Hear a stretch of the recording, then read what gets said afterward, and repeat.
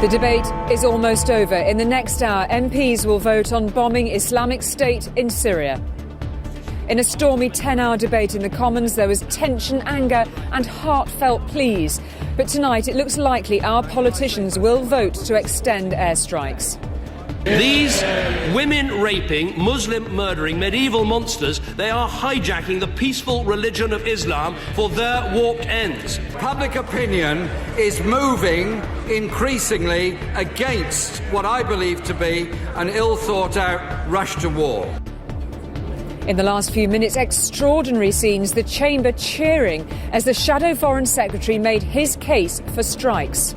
It is now time for us to do our bit in Syria. And that is why I ask my colleagues to vote for this motion tonight.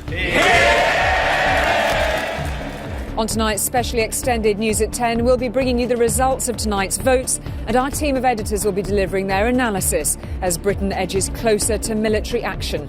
Also tonight, how US airstrikes are already helping to push back IS, a special report on the road to Raqqa with Kurdish forces. This was a devastating bombardment. There are 6 rows of identical barracks in this base. Each has been hit by precision weapons in the same place. Plus, we're live with the RAF as crews wait for tonight's result. And one other story this evening, a mass shooting at a conference centre in California.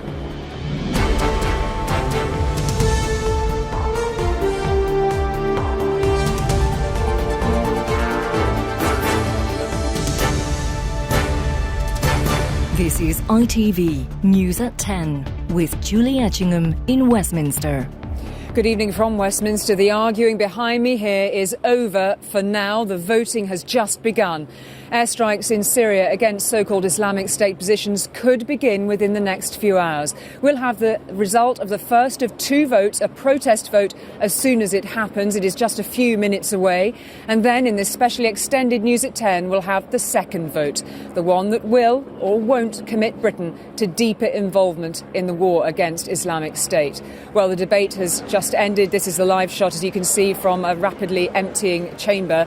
The mood among MPs is always going to be a sombre one, but it has been highly charged too. Some extraordinary scenes just within the last few moments. And Mr Cameron's refusal to say sorry for using the expression terrorist sympathisers about those planning to vote against only added to that heated atmosphere. It was brought to a close tonight by one of the most powerful speeches this building behind us has seen in recent years, delivered by Labour's Shadow Foreign Secretary Hilary Benn, speaking in favour of extending military action.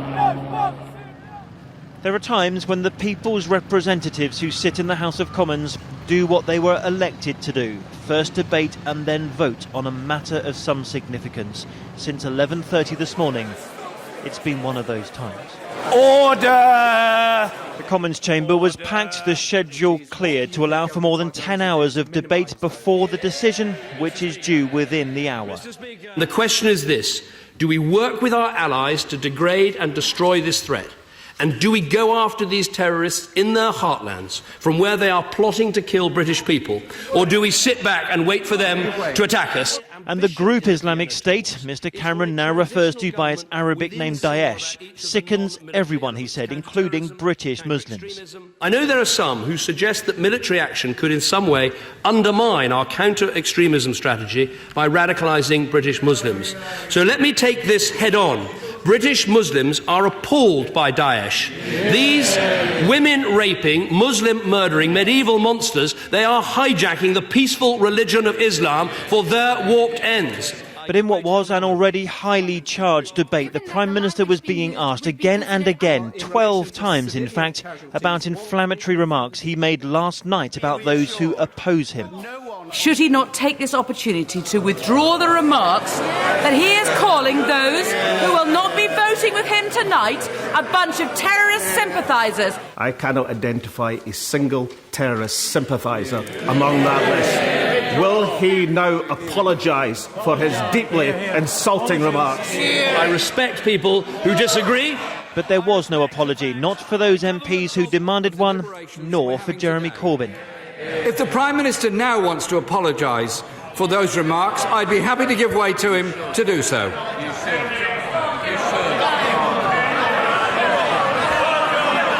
rather changed the tone of this debate, at least at the start. Public opinion is moving increasingly against what I believe to be an ill-thought-out rush to war. It's becoming increasingly clear that the Prime Minister's proposals for military action simply do not stack up. And on it went into the afternoon and evening, at times emotional.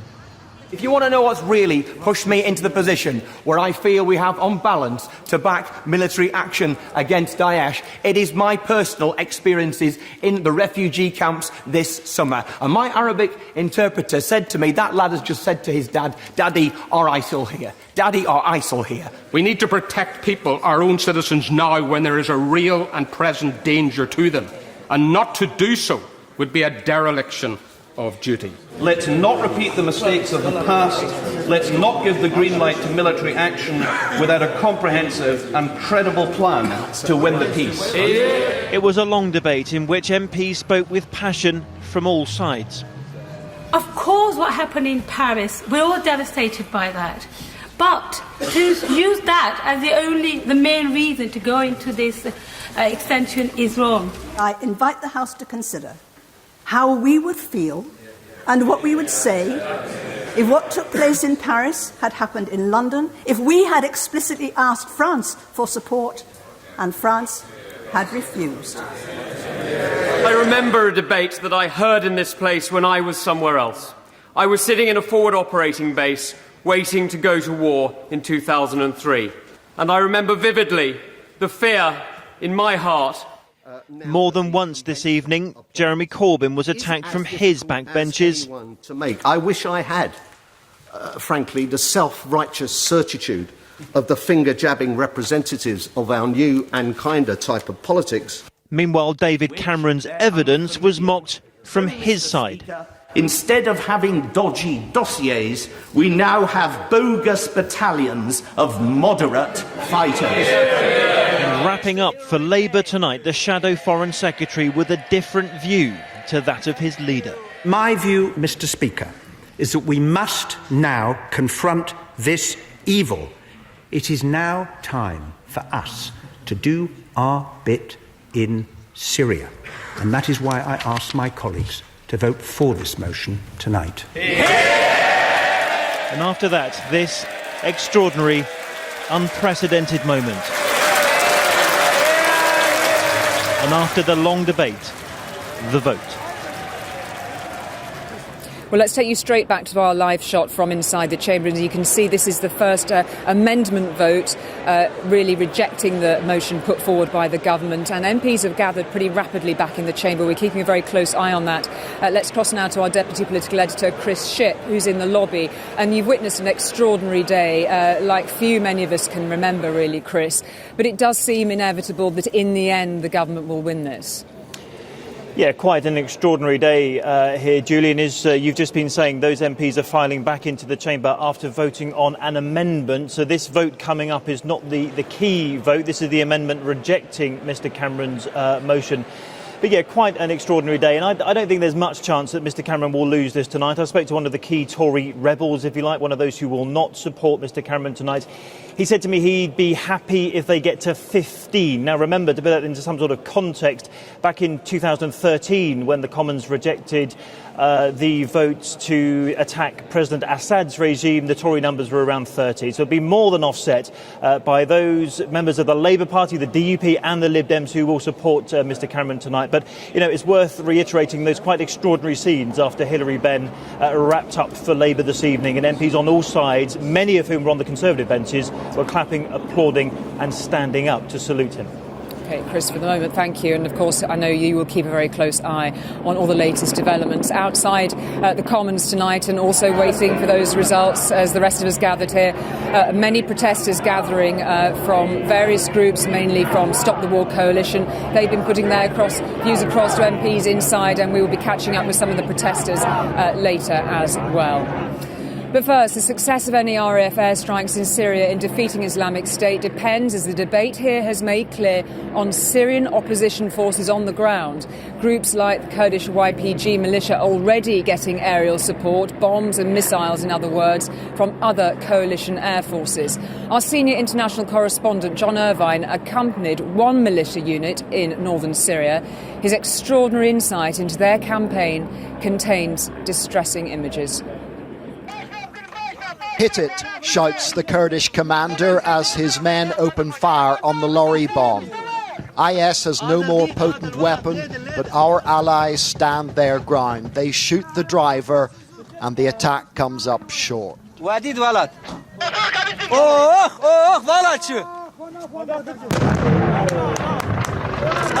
sadly, the Kurds can't stop all the suicide attacks.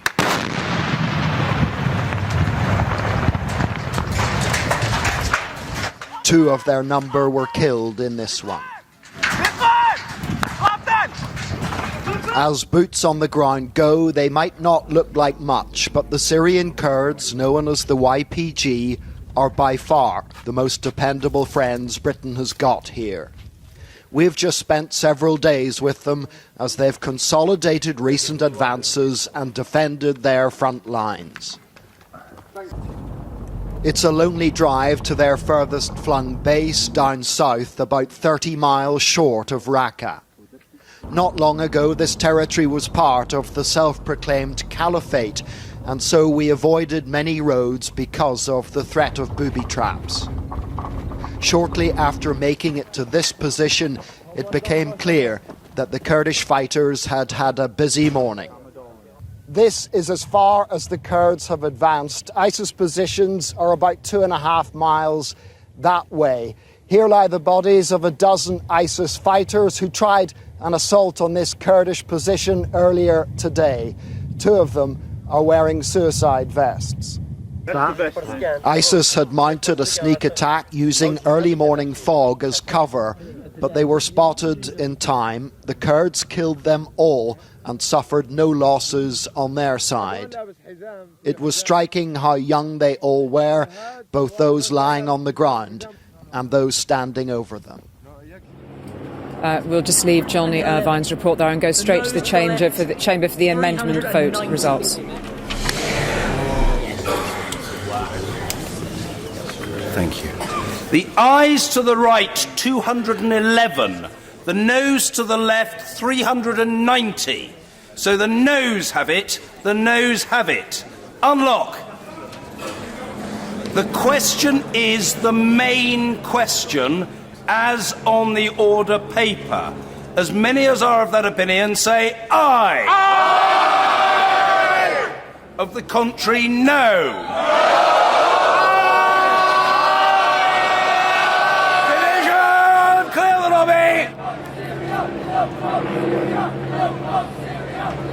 So that resulted the amendment vote coming through rather more rapidly than we'd anticipated. Just to reiterate, the noes with 390, the ayes 211. It was the noes vote, if you like, that we were looking at very carefully there. Let's cross straight to our Deputy Political Editor, Chris Shipp, for some reaction to that, Chris.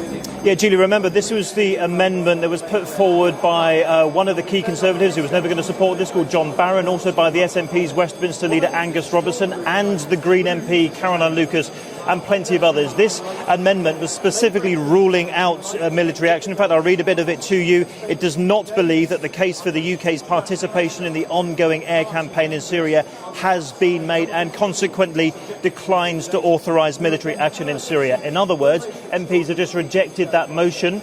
That's a win for the government. We expected that. The division bells are ringing, as you can probably hear behind me right now, and they are now filing out for actually the main vote. This is the vote on David Cameron's motion, the 12-point plan to target ISIL, or as he now calls them, Daesh, targets in Syria. That's what they're going out for now. But to be clear, the vote we've just had, it was a win for the government. It was the amendment, and the Tory rebels and others lost. Chris, thank you very much indeed. Well, we will be returning to our correspondents based in Syria, Akrotiri and elsewhere throughout the programme.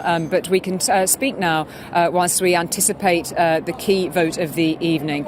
We've been joined by the former head of the British Army, General Sir Mike Jackson, and international security expert Dr. Patricia Lewis. Thanks both for joining us this evening, and perhaps an initial reaction to what we've just seen there, really, in terms of the amendment vote, General Sir Mike Jackson. Well, I think predictable, and probably has something to say about the vote on the motion itself, that I guess will be carried.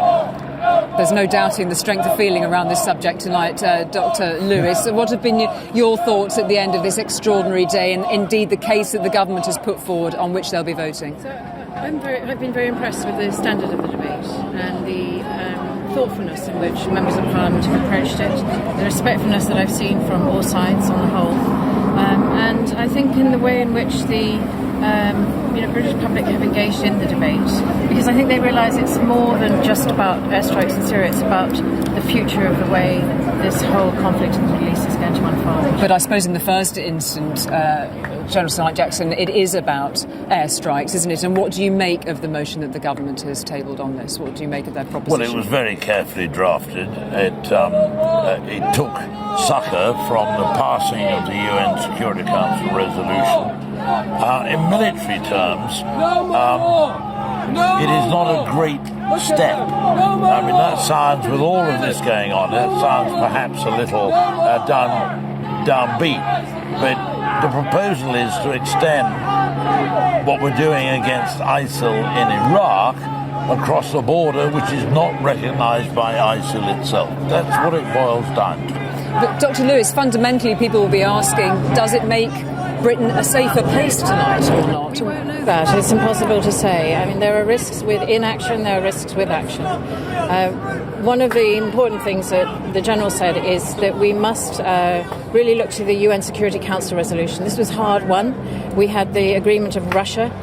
Russia is perhaps one of the most important players now. We have them on the side of Assad, and we're coming up right with them or in confrontation with them. Which is it going to be? How are we going to manage that? And what were your reflections on that, Sir Mike? On the issue of the potential engagement now with Russia on this issue, the issue of boots on the ground that I know you have raised also. If we've got time, what is the strategy here? Presumably, it is to restore Syria to a stable state. That cannot be done with ISIS behaving and indeed occupying the territory it does. What to do about ISIL? That is the exam question that faces us all. And if this vote goes through, the addition of the Royal Air Force's effort into Syria will help. It's not going to be a game changer, I suspect, even though they have particular skills and indeed weapons which are, it might be unique.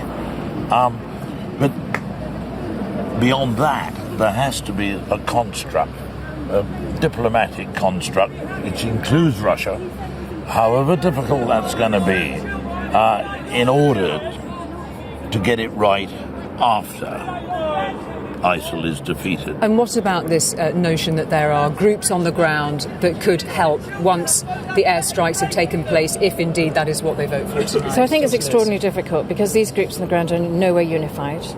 Some of them, of course, are fighting Assad, in which case they're targets of Russia as well, and as well as the Iranian approach in this. And then some of them are assisting the Kurds. Sometimes they are, doing all sorts of other deals on the side. They're not in any way unified. So part of the idea, I think, is to try to buy some time in which ISIL can be contained in some way. It shouldn't only be military, though. I think the General's absolutely right. The diplomatic effort has to really go hand in hand with any military action, and making sure that we stick to the UN resolution, making sure that we manage this extremely carefully with Russia, with Turkey, a NATO ally, is an extremely difficult position right now. Extraordinarily complex. And the Vienna process, I hope, is a start down and this we've seen Kerry and Lavrov do really good things together on chemical weapons in Syria. So we're looking to them to do some more magic. There's very many more discussions yet to come throughout the night too, no doubt. Dr. Lewis, General Sir Mike Jackson, thank you both very much indeed for joining us here at Westminster, and a pretty noisy scene it has become down here indeed. Well, we can return now to John Irvine's report, which shows that battleground in northern Syria. And as we mentioned before, as we return to that report, it does contain upsetting images. Hit it, shouts the Kurdish commander as his men open fire on the lorry bomb. IS has no more potent weapon, but our allies stand their ground. They shoot the driver and the attack comes up short.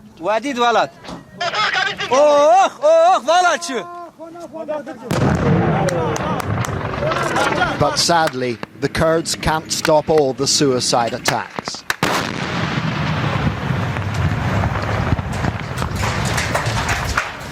Two of their number were killed in this one.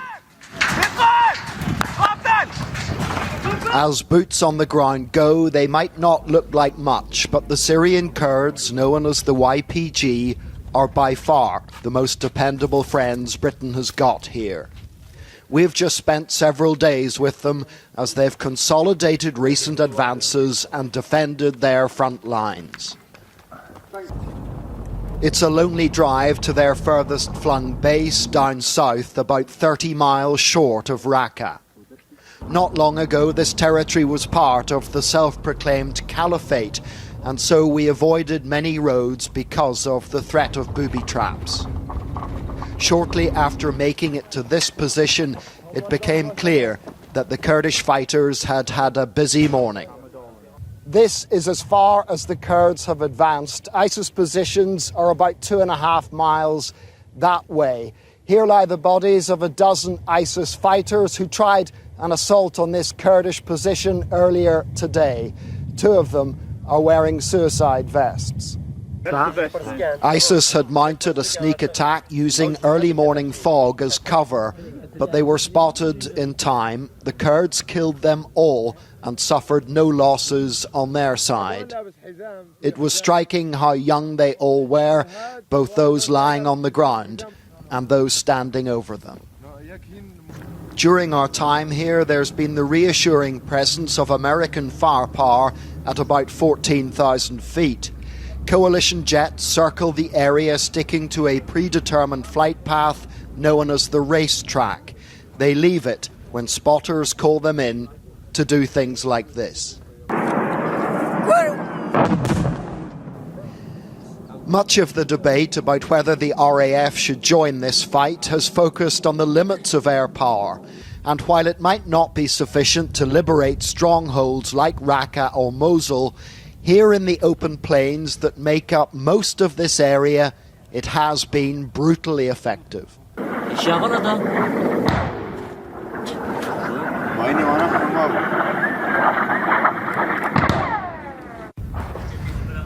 A year ago, ISIS took this Syrian army base. 2 weeks ago, with the help of airstrikes, the Syrian Kurds took it from ISIS.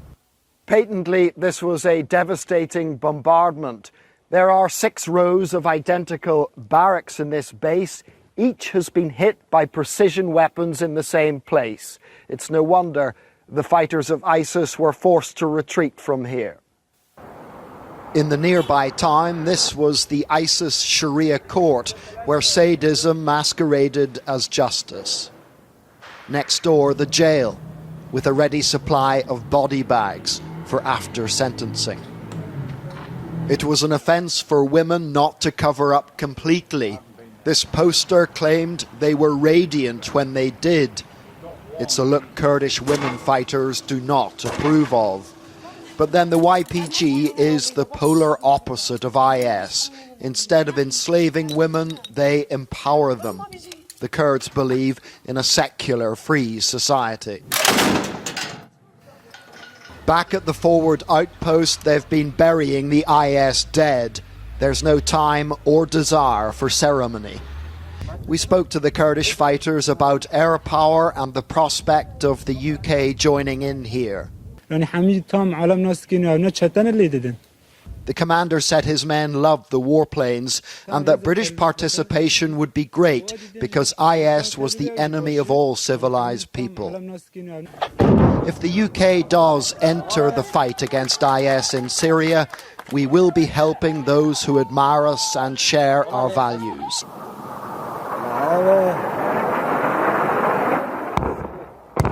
We will also be hurting those who hate us.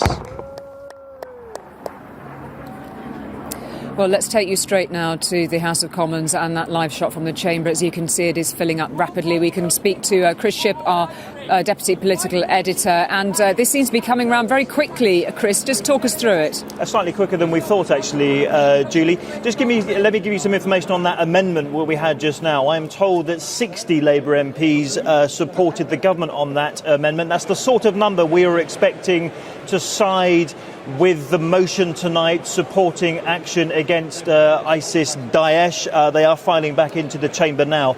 I'm also told, interestingly, that the Chief Whip, Labour's Chief Whip, Rosie Winterton, as well as two former acting leaders of the Labour Party, Harriet Harman and Margaret Beckett, voted with the government as well. So it gives you sort of some indication of where their votes are going to go or where they may have just voted at the moment. So they're filing back into the chamber. What we're looking out for is when the tellers come into that chamber, which side they'll be walking up, and that will give us an indication of where the votes are in this most crucial vote. This is the main vote coming up any moment now.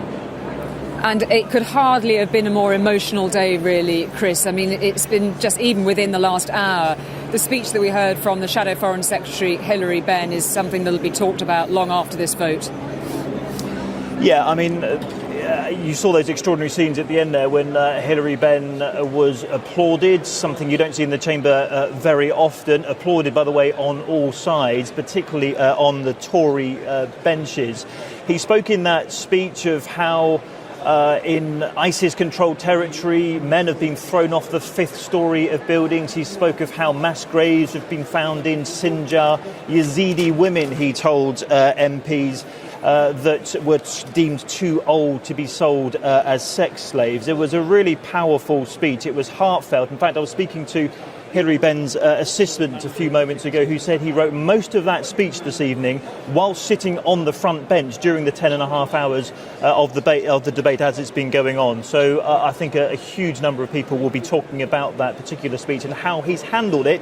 And let's recap on the significance of Hilary Benn, the Shadow Foreign Secretary, who disagrees with his leader. And there's been some pretty stormy shadow cabinet meetings that we've been discussing on this programme over the last few days. We should note too, really, what this represents for the Prime Minister, David Cameron, of course, an extraordinary moment when any Prime Minister is potentially about to take this country into military action.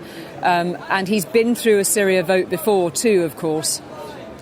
Yes, it was just over 2 years ago that we were here and we were watching not dissimilar scenes to the ones we are looking at tonight when Labour defeated the government effectively and David Cameron lost. He was humiliated. He said to President Obama at the time, remember, that I think we should do this, I think we should target the Assad regime, and then lost. So a key vote for him tonight. Let's be clear about that. And remember what David Cameron has said throughout this, that he would only call a vote this evening, as he has done, if he was confident he would get a clear majority. Those were always Downing Street words, a clear majority. We think he's going to get that tonight. We think the Tory rebels, as we call them, those who won't support the government, will be around 15. Perhaps, as we've just been discussing, around 60 members of the Labour Party who will support action. Let's have a listen into the chamber right now.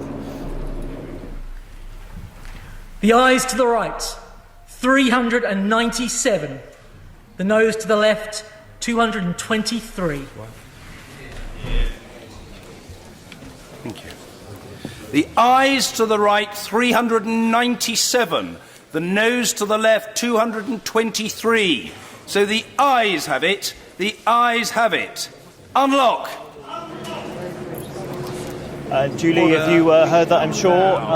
There it is. There is that government victory. 397 MPs supported David Cameron's motion calling for action against IS targets in Syria. 223 MPs did not support them. That's is a clear majority at 180 odd by a quick calculation there. That is a significant victory for the government, the one we expected, by the way, and which does now clear the way for RAF jets to enter the military airspace above Syria for the first time.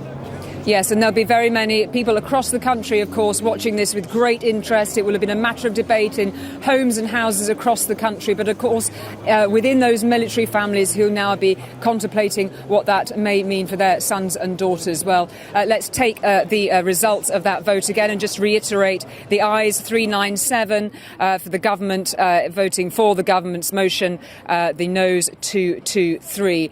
Well, we can speak in a moment to our correspondent Emma Murphy, who's at Akrotiri in Cyprus, from where the RAF will be preparing any possible UK airstrike. But first, let's cross to John Irvine, who's in northern Syria tonight. And first of all, Johnny, your thoughts on the results of this vote, but also on what you've witnessed on the ground in terms of the efficacy of the airstrikes, the US airstrikes that you have witnessed. Well, Julia, I think the RAF will be joining what in this part of Syria has been quite a successful operation. We have seen Kurdish forces, the YPG, take advantage of coalition airstrikes. About a week before the Paris attacks, the YPG, the Kurds, mounted a big offensive south of here. They coordinated with the air coalition, who mounted hundreds of air raids facilitating the advance. They paved the way for the Kurds to take what had been ISIS-held territory. So far, they've taken back something like 200 towns and villages and a vast swathe of that landscape. Now, airstrikes are not successful everywhere. The coalition jets have been hitting ISIS elsewhere in Syria, for example, west of here near Aleppo. But moderate rebels have not backed up the coalition airstrikes. Those moderate rebels that David Cameron hopes will take on ISIS are presently preoccupied fighting themselves or the Assad regime. Similarly, in many parts of Iraq, which the RAF has been bombing for more than a year, airstrikes have not been a success in many areas there because the coalition doesn't have a reliable partner on the ground. The Iraqi army has not followed up on the airstrikes, and so ISIS has continued to thrive in many parts of Iraq. But here, in this particular part of Syria, the Kurds are engaged in an existential war with ISIS. They welcome all the help they can get. Many fighters today told me they wanted the RAF to get involved. One commander in a frontline outpost said it was the duty of all civilized nations to fight the Islamic State. The RAF will be joining in an operation that has been successful. It has seen the Islamic State shrink in this part of Syria. Airstrikes aren't working everywhere, but they are working in this place right now. Johnny, thank you very much indeed for that. Well, we can cross now to Akrotiri, the RAF base in Cyprus, and join our correspondent Emma Murphy. And there will be preparations getting underway, presumably pretty much straight away, Emma. But this is a big moment for military families, isn't it? Indeed, it is a very significant moment. The Foreign Secretary, Philip Hammond, said that the RAF would be ready to respond very quickly. And I wouldn't be at all surprised if in the next few hours we hear the roar of those tornadoes and see their burners going through the night sky on their mission to Syria. Of course, this has been, since September last year, the front line of the British military fight to degrade ISIS in Iraq. It is now the front line in the efforts to degrade them in Syria as well. I was speaking to an Air Commodore here a little while ago, asking him how the mission will change between Iraq and Syria. He said it wouldn't change very much at all. It would be a seamless transition, that they would no longer have to respect the boundaries that their enemy did not respect. But of course, you raise the point there about the position for the families of those who take part in these sorties. It is undoubtedly a very stressful time for them, but they know that the people taking these jets over Syria, as they have done over Iraq, are extremely highly trained. They are working 24 hours a day, 7 days a week on this base to make sure that their equipment and their intelligence is correct. And they are very clear that they are here to do a job. And when they get into those tornadoes, they get into their mission bubble and they are ready to take their fight to the enemy. We expect that in the coming days, now the vote has been passed, we will see further hardware being brought here, potentially 2 more tornadoes and possibly 8 typhoons. Emma, for the moment, thank you very much indeed for that. Well, let's return to the Commons and to Chris Shipp, who's been had his eyes trained on the chamber all day and all evening for us. Chris, what's happening at the moment? Well, MPs are filing out at the moment. Julie, I'll get a bit of information for you that 67 Labour MPs, a little more, I think, than we expected, decided to defy the call from Jeremy Corbyn, Diane Abbott and others, senior members of the Labour Party, and they decided to support the government, and they went through the lobbies with David Cameron. We don't have the names of those yet. I think we can guess a few of them, and they spoke in the chamber. Hilary Benn, as we've spoken about a few times tonight, was clearly one of them. I had a quick word with Diane Abbott here just a few moments ago. She pointed out to me that a majority of Labour MPs still supported David Cameron and did not support military action in Syria. That is true, but 67 Labour MPs tonight decided that they would vote with the government. Chris, for the moment, thank you for that. Well, it's a fairly noisy evening here at Westminster. Protesters, helicopters overhead, hundreds of anti-war protesters are out in force again this evening, and our correspondent Dan Rivers is amongst them. And Dan, not the results they've wanted tonight at all. No, Julie, there were loud boos and shouts of shame on you as that result came through. Let's have a talk to some of the people here. Chris, Nynam, you're involved with organising this. Are you disappointed with that result? Is that bigger than you expected, the Labour rebellion? Well, I'm very, very angry because I think this is a disaster for the people in Syria, whose misery will be increased. It's a disaster for the wider Middle East, where I think civil war will be inflamed. And that war is exactly what is creating the conditions in which ISIS thrives. It also makes the world a more dangerous place, and it makes Britain's streets more dangerous. So this is a very, very bad day. He may have won the vote in Parliament, but he's lost the argument in the wider country, as you can see from today, and there'll be many, many more protests in the coming days and weeks. OK, let's talk to this gentleman over here. Hi, you're from Syria, I believe. Yes, what's your reaction? That military airstrikes have been authorised now. What's your reaction? Actually, this is a sad day for Syrian people. This is a sad day even for the British people, because now many people will die because of these airstrikes, and we are gutted. Like, why don't...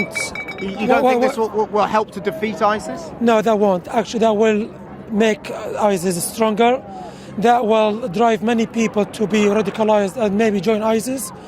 And that will even make Assad stronger, the dictatorial regime who killed hundreds of thousands of people in Syria. This is a sad day. I am here. I am support the Syrian revolution. And we made it clear we are against these airstrikes.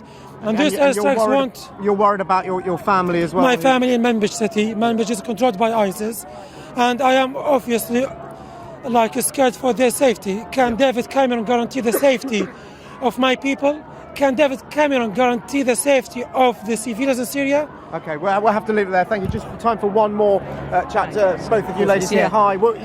Devastated, actually. I think we're both pretty devastated with this motion. I mean, I think it's appalling that 67 Labour MPs have actually gone along with this vote and voted yes and gone against the sort of leadership, which is it's just appalling. But what about negotiation? Corbyn is completely correct. I mean, what about negotiation now rather than later? What are we doing? We're going to go over there and harm this man's family. We're going to bomb people. I mean, it's absolutely appalling. It is. It's going to be murder, and we'll have to leave it there, I'm afraid. Unjustified. Thank you. There were obviously some very strong opinions here, real anger, and this protest has been going on for more than 4 hours now. No sign of it breaking up yet. Dan, thank you for that. Well, we can cross now to the Commons once more and speak to Penny Mordaunt, the Armed Forces Minister, who has come straight from that vote. Good evening to you. A sombre moment indeed for any government to take the decision for military action. Do you think the cities of Britain are safer tonight as a result? Undoubtedly. What we've been able to do tonight, the House of Commons has voted very decisively, 174 majority, to continue the action that we've been taking for over a year now in Iraq, but enable us to go across the border into Syria. And that is where Daesh has its command and control structures, it's where it gets its finance from and its infrastructure, and also it underpins its entire philosophy for this state, so-called state. So it's absolutely vital that we can take the fight in there, degrade and disrupt their activity, which they're plotting to harm us. So yes, I think we've made the right decision tonight, and I'm really pleased that so many MPs came out and voted with their conscience, considered the facts very carefully, and have come to the same conclusion that I have. But what about the part of the strategy that the Prime Minister spoke about so extensively, the 70,000 troops that the government estimates on the ground in Syria that you may be able to rely on in terms of ground forces? There have been some significant questions raised about those. Some of those troops aren't anywhere near the areas where IS operate. Well, some of them are in the north, some of them are in the south. But the key part about this is, the intelligence has been put together by the Joint Intelligence Committee with external subject matter experts looking at that. But we're also not asking these individuals to somehow take back Syria. That is part of a separate political process and can only be done through a political process with a transition government and then a military force under that government. But what we are doing in the action that we've taken today is degrading ISIL's capability, absolutely critical to that political process being successful. And in the meantime, if we can protect these moderate forces who should have a role in rebuilding that country, and also civilian populations as well, you don't know that you'll be able to dissuade them from changing the focus of their ire from President Assad and focusing it on so-called Islamic State. You don't know that yet, do you? We're not relying on these people to be ground troops in that sense. The security what are you relying on them for? I'm about to explain to you. The security that the country needs has got to come from a legitimate government and a military force that will sit underneath that. That is a separate part of our long-term strategy for the country. What we have voted on today is to extend what's been going on for over a year. RAF pilots have been flying 6 days out of 7. They have been degrading ISIL's capability in Iraq. We can now take that across the border and attack this terrorist organisation which wishes us harm. Yes, but forgive me. In their command and control centre. That's absolutely vital to forgive me, Minister, but destroying. it was a central plank of the argument the Prime Minister put across as part of his argument to persuade people to vote in his favour. No, I'm sorry. This is a misunderstanding. We have a number of moderate opposition forces that are in country. There are about 13 different groups, and some of them are concentrated in the north and some of them are in the south of the country. We are not asking these people to hold massive amounts of ground or hold the country. What we are doing is targeting ISIL. We are degrading their capability. It is a good thing if we keep civilians and these moderate forces alive. They have a key role to play in that future. Okay. But what we've done today is simply extend an operation that we've been doing for a long period of time, and we've got a new permission to operate in Syria as well as Iraq. Just very briefly, Defence Minister, can you tell us how quickly operations may begin? As I said, our RAF pilots have been flying today. They're going to be flying tomorrow. This is business as usual for them. What it means, though, is that the coalition of 62 countries that are fighting this terrorist organisation can make best use of our assets. We are the only country that is using the Brimstone missile, which you'll have heard about on the floor of the House today, that precision munition. We're the only people using that against Daesh. That will help the coalition effort massively.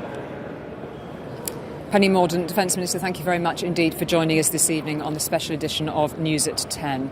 Well, let's return now to that vote at Westminster and look at the figures that we saw in the crucial vote tonight, 397 to 223. The chamber pretty much empty now after the high drama of today. Would it be happening tonight were it not for the attacks in Paris nearly 3 weeks ago? As we said before on this programme, everything changed after Paris and things have moved very quickly since. After tonight's vote, Britain will join an air campaign in Syria that other countries have been engaged in for more than a year. As Parliament prepared for its debate, close allies like the US and France, as well as Russia, were repeatedly hitting one of the main sources of IS's hundreds of millions of dollars of income, the illicit trade in smuggled fuel products. David Cameron always said it was important that Britain be part of this campaign. There is an international coalition comprising 8 countries, led by the United States, and they've launched nearly 3,000 airstrikes in Syria in just over 14 months. So, why does Britain want to join them now?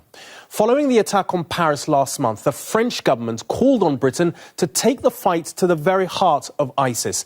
And a UN Security Council resolution urged members to take all necessary measures to suppress the so-called Islamic State, adding a legitimacy to the strikes. At the end of the day, what we're struggling for in ISIS-held areas in Syria are targets. We're not struggling for air power. So we can't overlook that element of this debate. This is largely symbolic in my eyes and is a response to the terrible events of Paris and a real push by the UK to say that it is at this top table of diplomacy on Syria and that it wants to stay there. RAF missions against IS are coordinated by the US-led Combined Air Operations Centre at Al Udeid Air Base in Qatar. Strike targets are split into 2 categories: dynamic, like vehicles on the move or groups in combat. Much has been made of the RAF's Brimstone missiles for dynamic strikes due to their precision targeting. And pre-planned targets like headquarters or training camps. These are assessed over a longer period of time and approved by an MOD board chaired by the Defence Secretary. But despite the planning and precision, there are still risks. What happens to a pilot shot down, as happened to the Jordanian Mu'ath al-Kasasebe, murdered earlier this year? And then, of course, there are risks to the civilian population.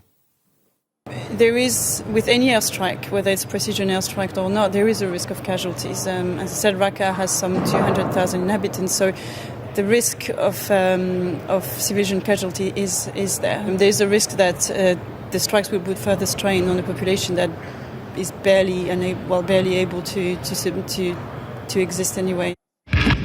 Just before we came on air tonight, IS released a propaganda video aimed at Russia. In it, an IS member speaking Russian beheads another man accused of spying for Moscow and warns of more horrific and barbaric acts if Russia continues with airstrikes. Raghi Omar, News at 10. Well, in the last few minutes, Foreign Secretary Philip Hammond gave this reaction to tonight's vote. We're very pleased that a significant number of Labour MPs have voted with the government tonight so that we've got a clear majority across the House of Commons in support of the action that we are now going to be taking to degrade this evil terrorist organisation. Britain is safer tonight because of the decision that the House of Commons has taken. Foreign Secretary Philip Hammond speaking a few moments ago. Well, alongside me here in front of Parliament, our International Affairs Editor Raghi Omar, and alongside him once more, former head of the British Army, General Sir Mike Jackson. Raghi, first of all, your reflections on the vote tonight and what this sort of means almost overnight for the changing scene that will now emerge before us. Well, it means that Britain is now effectively, almost certainly will be, a participant in the war in Syria. It means that we are committed, along with our allies, into attacking Islamic State, with the difficulty of knowing, as many analysts have said, that we don't lack air power and our allies don't lack air power. Everything will be determined on the intelligence that allows us to have targeting of those IS targets. Along with that, as we embark on every military commitment, and Mike will tell us much more on it, he's been through it, is that, and it would be remiss of us not to point out, there are pitfalls. This is a very, very long road. It's very difficult, and Mike said it to us on Friday, that with air power is a component in a wider strategy, and the Prime Minister said that, but it takes boots on the ground, and the question, as you said on Friday, is whose boots those will be. As a military man, what do you feel in your gut at a moment like this? You've been in these moments when a decision's been taken. We should keep a sense of proportion here. The RAF are probably going to double the number of aircraft involved, from around 8 to 10 to perhaps edging towards 20. What they're going to do is do what they've been doing against ISIS over northern Iraq. They're going to do that in Syria along with the Allies. So, in a sense, politically it's a very big deal. That I accept entirely. Militarily it's perhaps a little less not for the air crews involved, and I wish them all Godspeed and all good luck. Yes, we're many thinking that tonight. Yeah. And this is only the start. Greg is right. It's going to be a long road. And how quickly do the other pieces need to fall in behind it? Do you think the diplomatic efforts, the political arguments that lend to you? Yeah, I mean, not least that. this issue of the 70,000 on the ground. Yeah, I mean, I think that's been the most awkward questions, I think, for the Prime Minister. And to me, why he inserted that when the case was quite clear, diplomatically and politically otherwise, may come as a somewhat of a political noose around his neck in months to come. Because as this goes on, and it may fall off our TV screen in the weeks ahead, barring any horrendous issues of civilian casualties or that, but people will say, well, look, the air campaign is going on, but the military, the battlefield, the scene on the battlefield is a stalemate. It's going to take something of a presence on the ground to push that along. And the disparate Syrian groups described as these moderates are not capable. There are 70,000 moderates, there's no question of that, but can they be constituted in an effective fighting force to take down IS? No. My understanding is they are not structured as a single ground fighting force. And if you're going to do that, you've got some heavy lifting to do in getting it together. General Sir Mike Jackson, Raggy, thanks very much indeed. Well, away from Westminster now to other news tonight and to another big story which has been emerging in the last couple of hours. The horror of a mass shooting has once again been visited on the United States. Up to 14 people are dead, 14 more are injured. As many as 3 gunmen are thought to have been involved, and they are still on the loose. It happened in San Bernardino in California in a conference centre where a Christmas lunch was taking place. The police say it's too early to say whether it's terrorist related. It was a lot of gunfire. It was someone with an assault rifle, maybe a bulletproof vest, dressed in black. The details of what occurred are still emerging tonight. Firefighters and paramedics treated the injured out in the open. Others were brought to safety and taken to nearby hospitals. The first police teams to arrive raced to the scene. Mass shootings now involve an immediate attempt to confront the gunman. Waiting is no longer seen as an option. The better-equipped SWAT teams are the reinforcements. And there is still confusion this evening about how many gunmen there were. But the police appear to be hunting at least one who escaped. Up to 3 people had entered the building and had opened fire on people inside of the building. We do have some preliminary numbers of upwards of 14 people that are dead and upwards of 14 people that are injured. Although I got some people evacuating here, I like this. America's latest mass shooting took place in San Bernardino, a city 80 miles east of Los Angeles. At the scene, hundreds of people were evacuated from the office building, which includes a center for disabled adults and a school for the blind. One woman trapped inside sent a message to her father. And his daughter texted him and said, "Dad, somebody's shooting inside our building." She said, "I'm hiding in the closet. I can hear somebody shooting. I'm scared." It's not clear what the precise target was, and police are still describing the situation as active and extremely fluid. But from the White House tonight, the president did not hide his deep frustration with the almost routine nature of mass shootings in America. And we have a pattern now of mass shootings in this country that has no parallel anywhere else in the world. And there's some steps we could take, not to eliminate every one of these mass shootings, but to improve the odds that they don't happen as frequently. Many elements of tonight's attack are still unexplained or unknown. But America is once more grappling with a senseless assault on innocence that has left a number of people dead and a community traumatized. Robert Moore, News at 10, Washington. Well, back here at Westminster, MPs are digesting the results of tonight's vote on extending airstrikes into Syria. They voted by 397 to 223 in favour of the government's motion, and it now looks like the new mission will begin tomorrow in the skies over Syria. So now we know all the recent planning and preparation at British air bases will be put to use. The extra RAF Tornadoes that will head off to Cyprus will come from RAF Marham, and our correspondent Juliet Bremner is there. And Juliet, in theory, I suppose those flights could take off just within a matter of hours. That's right. Certainly nobody is saying at the moment, Julie, but as you can see from this sign behind me, which proudly declares that this is the home of Britain's tornado force, the people here are used to being deployed to conflict zones, whether it be Iraq or Afghanistan or more recently Libya.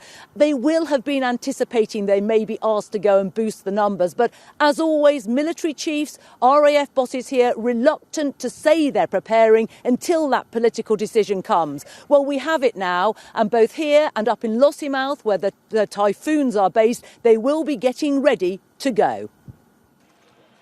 Tornado crews at RAF Marham have been anticipating this call-up. Pilots and navigators who've been honing their flying skills here at their Norfolk headquarters now have confirmation that 2 more fighter jets will be leaving for the Mediterranean, probably in the next 24 hours. Along with ground maintenance crew who keep this ageing fleet of Tornadoes operational, an additional 120 RAF personnel are expected to head to Cyprus. Brimstone, the precision weapon carried by Tornadoes, should bring unique advantages in the fight against so-called Islamic State, offering accuracy with minimal civilian casualties. We're talking small, highly manoeuvrable targets, be they personnel or be they vehicles, and it's that manoeuvrability of the weapon and the fact that it's such a low collateral warhead that it can be used in fairly tight, constrained environments that we may well be targeted against. But the Tornado is also prized for its reconnaissance capabilities. While British troops were in Afghanistan, I was shown how Raptor pods carried by these jets can capture sites on the ground with remarkable clarity from as far away as 80 miles. Information that's then used by Reaper drones to target our enemies. I understand that pilots at Marham have been preparing for this mission in simulators using images of the terrain in Syria. Very soon, they'll swap Norfolk for Cyprus, flying into dangerous territory held by terrorists. Certainly the threat from ISIS, we see that threat, we operate with that threat in Iraq, the same threat against in Syria, but we have our own capabilities and our own tactics and techniques and procedures to minimise that threat to ourselves. The crews have trained for exactly this moment. Whatever the doubts, the politicians have decreed it's time for them to head for war. Juliet Bremner, News at 10, Norfolk. So that's the scene from RAF Marham in Norfolk from Juliet, and we're just hearing from MOD sources that it's thought that jets might take off from RAF Akrotiri within the hour. Well, let's just remind ourselves of the historic moment that MPs voted for airstrikes against so-called Islamic State in Syria tonight. The ayes to the right, 397. The noes to the left, 223. Thank you. The ayes to the right, 397. The noes to the left, 223. So the ayes have it. The ayes have it. Unlocked. So a dramatic night indeed. Let's get some final thoughts now from our Deputy Political Editor, Chris Shipp. And this is the start of the next phase, I suppose, now, Chris. But what an extraordinary day it's been here at Westminster.